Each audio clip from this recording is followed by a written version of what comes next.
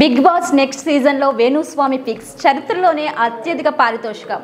సినీ సెలబ్రిటీలు, పొలిటీషియన్లు, క్రీడాకారులు, క్రికెట్ మ్యాచ్లు ఇలా చెప్పుకుంటూ పోతే అనేక అంశాల మీద జ్యోతిష్యం చెప్తూ సూపర్ పాపులర్ అయ్యారు వేణుస్వామి. ఈ జ్యోతిష్యులు చెప్పిన చాలా అంచనాలు నిజమయ్యాయి. ఆ కారణంగా తెలుగు రాష్ట్రాల్లో ఆయనకు ఎక్కడా లేని పాపులారిటీ వచ్చి పడింది. ఈ మధ్య వేణుస్వామి వైఎస్ జగన్ గెలుస్తారని చెప్పారు, కానీ అది జరగలేదు. దాని తర్వాత సోషల్ మీడియాలో జాతకాలు చెప్పడం మానేస్తానని ఒక సంచలన ప్రకటన చేశారు.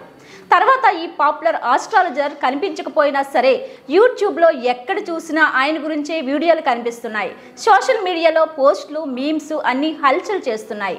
అయితే వేణుస్వామి ఇంటర్నెట్ యూజర్లకు దూరంగా ఉండాలని కోరుకుంటున్న వారు మాత్రం ఆయన్ను వదలడం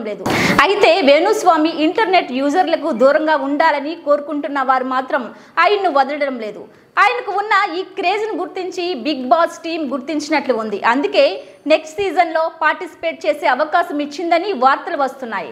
వేణుస్వామి కోసమైనా చాలా మంది ప్రజలు టీవీలకు అతికిపోతారని బిగ్ బాస్ నిర్వాహకులు నమ్ముతున్నారట. ఆ కారణం చేతే ఆయనను సంప్రదించారని, బిగ్ బాస్లో పార్టిసిపేట్ చేయడానికి వేణుస్వామి కూడా ఒప్పుకున్నారని టీవీ సర్కిల్లో ప్రచారం జోరుగా సాగుతుంది. అంతేకాదు, ఇప్పటి వరకు బిగ్ బాస్ చరిత్రలో ఏ సెలబ్రిటీ తీసుకొని పారితోషికం వేణుస్వామి తీసుకుంటున్నారట. మొదటగా ఆయన చాలా రెమ్యునరేషన్ ఆస్క్ చేశాడని, అయితే బిగ్ బాస్ టీం తొలుత సందేహించినా ఆ తర్వాత అతనికున్న క్రేజ్ను చూసి ఓకే చెప్పిందని సమాచారం.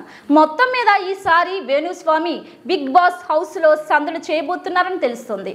హౌస్లో అడుగు పెట్టాక ఆయన ప్రవర్తన ఎలా ఉంటుంది, ఆయన హౌస్లో జరగబోయే విషయాలను ముందుగానే జాతకం ద్వారా తెలుసుకుని చెప్పగలరా అనేది ప్రస్తుత ఆసక్తికర అంశంగా మారింది.